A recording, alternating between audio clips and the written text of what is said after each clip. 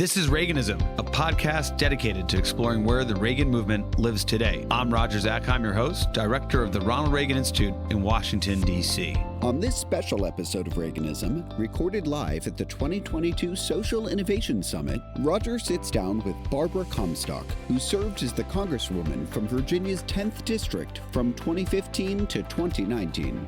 Of course, you're known as a former member of Congress. You were elected in 2014, served 2 terms for Virginia's 10th Congressional District. Looking at your bio, I kind of feel like you got out at a great time. Yes, I have to say, I was on the way over, a former colleague of mine gave me a call to say, I'm mad at you. And I said, what did I do? And he said, you didn't tell me how great it is to be a former member. And, kidding aside, it's such a privilege to serve in government in so many capacities, as you know, and working to impact policy that you care about. I came to Washington as an intern. Then I worked on Capitol Hill as a staffer, working on a variety of policies. I morphed over into a chief counsel position and got to do things there, worked on Senate campaigns, congressional and presidential along the way, served in the Bush administration at the Justice Department, and then accidentally, while I was out in the private sector, kind of got recruited to run in the General Assembly, State House in Virginia, and then Congress. So all of those roles, no matter what you are, you can serve in so many different ways. I had that 10-year time when I was actually elected, but all the other roles really had so many impacts too. And so for all of you, no matter what job you're involved in, and I think technology is a way that we can all be engaged in the public sector now, you can have an impact. And so always know sort of your power and what you can do, because you're an expert in your area. In Congress and government usually are generalists. Certainly the members are. But I was delighted to see today already, I saw somebody who testified in my committee on a great app that he had on helping prevent suicide. So, it was so exciting to be able to somebody like that to come and help. Thank you. And then I also saw somebody I worked on human trafficking bills with who's here. So life really is about relationships. And those relationships, it goes beyond the Congress. And we were talking about that before we came on the stage, because you had all those years as a staffer, service in the Congress and the executive branch, and then you think you reach that kind of the mountaintop when you are that member of Congress with the gavel, wielding all that power.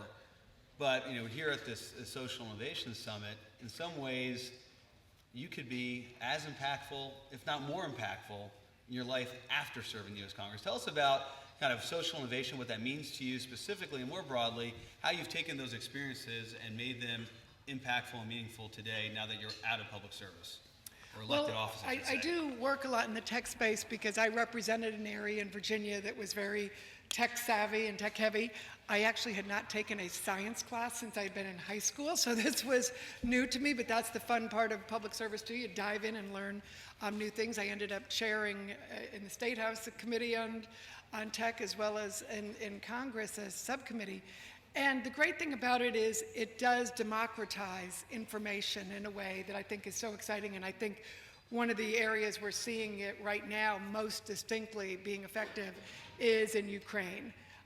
From starting with President Zelensky and his power to take those videos and communicate directly to us and be able to see the difference between evil and Putin with all his money and all his power and all the oligarchs. You have a man standing up directly speaking to people and changing the world. So I really think that impact exists. So that's what's exciting to me about technology and why we need to keep it. The U.S. model is the best one, not the China, not the EU, but U.S. Well, there are a lot of doubters out there. Yeah. I want to get to some of the work you've done in terms of democratizing technology for Americans and others. But let's stick with Zelensky and the way he's utilized technology. It's remarkable. We have people really concerned about the United States' ability to compete. Whether an autocracy, an autocrat like Putin is someone who could marshal all the technology of one country and deploy it against a vulnerable country like Ukraine, and seek to undermine their freedom and through the propaganda machine and this one man's voice through a smartphone that you could buy anywhere is somehow defeating this strong despot sitting in Moscow. I mean, is this something that should give all of us confidence here, or is there the other side that we have to be mindful of some of the challenges that still remain? Well, certainly we know we always have challenges, but it reminds me a lot of what Ronald Reagan, and I consider myself a Ronald Reagan Republican, the Reagan Institute, so that was sort of the leadership that I grew up with and found very powerful. I remember the Pope, Maggie Thatcher, and Ronald Reagan kind of standing up to the evil empire and speaking truth to power in that way. And back in those days, Ronald Reagan didn't have all of the ways to, he didn't have a very friendly media. No Twitter account. But he went out and was able to get, because it was the clarity and the purity, I think, of the message. So I do think, as much as everyone doesn't, certain former elected people who don't like if, they are cut off from the things, but it's really the power of the message. And I think the private sector, entrepreneurs being able to get that message out there. But I think with Reagan and with Zelensky, you see that purity of message that rallies people to come together. When we look at 90% of Americans support Zelensky, 90% of Americans, don't think, the sun rises every day. Right. So this is so powerful that he's been able to break through. And I think that should tell us, when you have people who are willing to stand up and say things that are true, take risks, that courage is contagious. And Reagan had it. Zelensky had it, I think, has it. And I think when you see people do that and stand up, it's refreshing, and people will follow. It is remarkable in a time where there's so much divisiveness at home and abroad that there is consensus around this, because the plight of human dignity and freedom, it speaks to everyone. Let's talk about some of your other work. Again, in thinking about social innovation, and particularly your focus on women's empowerment. You have the Young Women's Leadership Program, which is out of the Barbara Comstock Institute for Women's Leadership at George Mason University. That's something you've been passionate about for some time. Tell us about their work and what it took to create it, and what it's doing today. Well, I started the program when I was in the Virginia General Assembly, because I realized that there were very few women on my side of the aisle, but just very few women.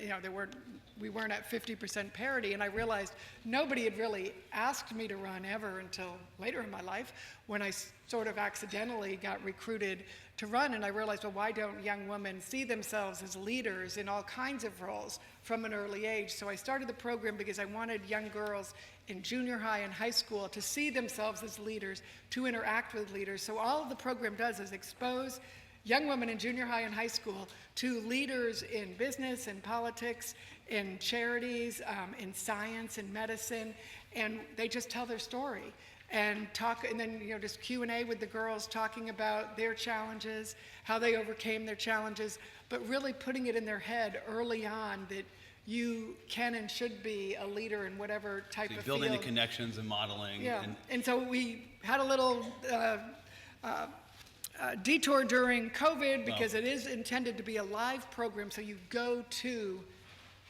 come to Congress, you meet people, you see yourself, because particularly for disadvantaged young women, you want to get, I grew up not knowing a lot of people myself. I wouldn't consider myself disadvantaged, but if you haven't been in those settings that so many of us are, you might not see yourself. So it's really just getting them to stand in the well of Congress, to go to a hospital and meet with those doctors and see the surgeons and see what's going on, and imagine yourself in that environment. So it's very simple, and we are starting it back up this summer. So anyone we're online. It's George Mason Young Women Leadership Program, and we don't start till the end of June or so we still can have young women in there. Let me ask you about what they're interested in, because I think one of the challenges this country faces is a lack of confidence in our institutions.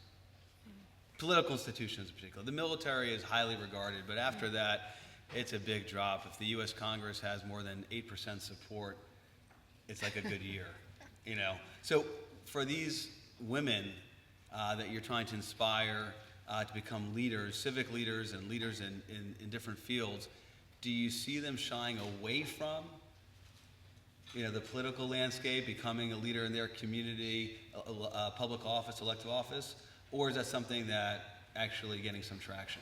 Well, I think a lot of our speakers are trying to inspire the young women to keep that idealism, because I feel, I'm on the end of things here, but not the end, but I feel like I think Arthur Brooks has written a great book, if you haven't read it, about strength to strength, and about sort of the second half of your life, how you take your experiences and put them to work. So I feel like that's what I'm doing with this Young Women's Leadership Program and other teaching I do.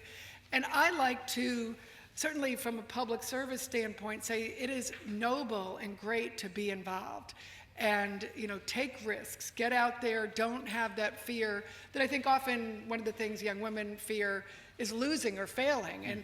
And in any career, we hear that over and over from many of the women leaders that, gee, I was a little bit afraid to take risks. And you realize if you take those risks, yes, you might lose, but the upside is great. And I'd say, when I lost my race in 2018, I got to go to the Harvard Institute of Politics. I had not gotten into Harvard for law school, so I said, well, I had to lose Congress to get into Harvard. That was a pretty good deal. Now I'm going to Harvard Business School because I'm on boards and I'm trying to, upskill there. So a big thing that we also tell the young women is to be lifetime learners and don't ever stop, but be optimistic and don't let sort of the noise in politics, the noise out there that's negative, don't let it impact you. So it's a very positive experience, and the positiveness is out there if you expose yourself to it. I can get sucked into the negative like anybody else, but I think there are it only takes a few people with courage, a few people with optimism to kind of turn it around. Optimism, courage, you also talk about willingness to fail. Yes, and to push you learn forward. More from your failures than your successes, we all know. And I'm curious about one piece of legislation in particular you focus on in the Congress, and to the extent you've kept at it now that you're out of public office, but you co-sponsored the bipartisan Inspire Women Act, which really focus on encouraging and creating opportunities for women in the STEM fields. Talk about that, and we talk about public service, elective office, but STEM in particular is an area that there's a great degree of focus, at least in Washington, in terms of people speaking about the need for women to be in STEM. What's actually happened? Yes, and again, in getting that, right into the grade schools. Now we see we had programs to get kids coding in kindergarten, and so it was very exciting to be able to go into, particularly say a disadvantaged school, and you'd see these kids coding in kindergarten, and the earlier you get there, the more it doesn't matter, what their zip code is or where they come from, that and so many of our tech companies are helping facilitate that. So my bill was it was focused in NASA, but we did other things sort of throughout, STEM in general, and was part of a caucus of getting more women in STEM, diversifying STEM, so racially more diverse too, because, these are... It's a bipartisan caucus, geographically Congress. Distributed, Yes, everybody kind of agreement on that. And get it, Steve Case talks about, the rise of the rest, getting tech into all those, all across the country, and I think with, post-COVID, you're going to have a lot more opportunities to, people are changing where and how they want to work, and that hopefully will open up a lot more opportunities all across the country. So we need, so many STEM jobs, like in Virginia alone, I know, just a few years ago, it was 30,000 or more cybersecurity jobs were open and in need, and you don't have to get a 4-year degree to go into cyber. You can go to a community college, you can just, if you don't like your career, just get back into STEM. So it's really something, again, that fits into that lifelong learning, but I think for young people, getting those young kids, particularly in grammar school, making sure that no matter what the population is, that they understand that STEM is their future, and no matter what kind of job you have. If you're going to go into the theater, you need to know STEM in the theater. You're going to be doing social media. You're going to be doing all kinds of, pixel and cute and cool things in Hollywood. Everybody needs a digital strategy. Everybody needs to reach beyond the room alone. In our final minutes here, take a step back with us for a second, because you have such a unique perspective as someone who is in elective office, in government, now outside, public sector, private sector. When you were in Congress, if there was something that you've learned now that you wish you would have known, meaning something now that you're out of Congress, you've absorbed that if you had known it, you would have been more effective, and the opposite, the experience now in the private sector you've benefited because of something you saw in the Congress. Share with us, kind of as we think about social innovation and bringing all these skills and experiences together, what's been one of those observations, aha moments that you've had? Well, I think because I had been staff, I probably did appreciate how many different, you just can expose yourself in Congress and meet so many different people and communities, and really embracing that. And I do, as people are running, I said, just enjoy it, because it's something that, I was fortunate to have people like, be joyful, win or lose, get out there. You're going to meet so many more people. You're going to understand your community better, no matter what jobs you end up having after you serve or when you're serving, what committees you're on or anything. The more you are just, soaking it up and taking every opportunity. And that's why I always tell students and my kids and young people, it's like, get up on a Saturday morning and go to that lecture. You all are here at something like this where you're getting exposed to all kinds of great people that you never know where you're going to. It's relationships. It's not networking. Washington always talks about networking and who you know. I didn't know a single person when I came to Washington, but I developed relationships in the volunteer roles and the different jobs I had that continue. I'm just amazed wherever I go. I run into somebody who I've worked with in my life, and then you find other things that you can collaborate on, whether it's a charity or a job. It's exciting. And so, embrace your passions and your relationships, and it makes, whatever job you have, just a lot of fun. One more for you while we have you on the couch and dispensing this great advice and reflecting on your experiences. I mentioned the survey that we do at the Reagan Institute, where the support, the positive opinion, trust and confidence, it's the language we use of the U.S. Congress, is like at 8%, 9%. Anything you could say to that 91% of the country that doesn't have the trust and confidence, that you might be able to restore just a little bit of confidence or trust in that great institution that many feel today is not really delivering on its promise? Yeah, well, I work with a number of private sector groups now that are trying to restore that. And I think while the institution itself may have that 91% approval, find that person that you really can say, boy, you know what, they did the right thing, and regardless of party, stand up with them. I was so excited to see Brad Raffensperger win his primary, and to have a lot of Democrats who probably don't agree with him on a lot of things. He's in Georgia. In Georgia. The Secretary of State. The Secretary of State who said, no, I'm not going to engage Certified in that election. criminal activity.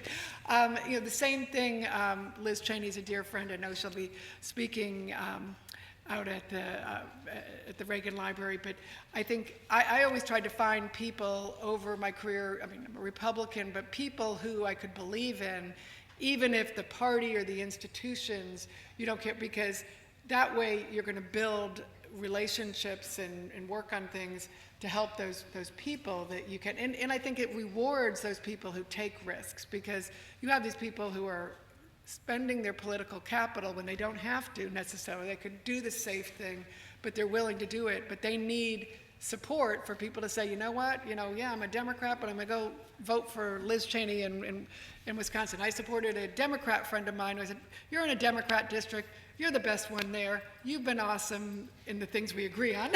So we worked on science and STEM together. So I said, I'm going to support you, because I don't have a Republican in the game anyway, but I just know she's of good character and somebody that I trust. So I think people need to do that more and kind of get out of their box.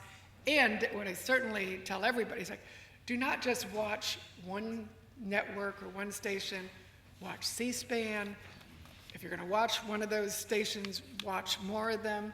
I think content and people who write things, like, even if you don't like the New York Times, there's probably a New York Times writer that you like there. Same thing with others, and find people and trusted opinions that kind of mix it up. Definitely have a heavy dose of people you don't think you agree with, so that you're learning more. And I think more people need to do that, because the thing that I hate the most is how everyone's in their silos and they don't break out. And we're a 50-50 country. If you're not going to do that, it's going to be tough to get things done. Barbara Comstock offering a dose of diversity there. Thank you so much for being on the show and for being here today at the Social Innovation Summit. We hope you enjoyed this episode of Reaganism. New episodes premiere weekly every Monday on YouTube and all podcast streaming platforms. If you like this episode, be sure to let us know and share with a friend.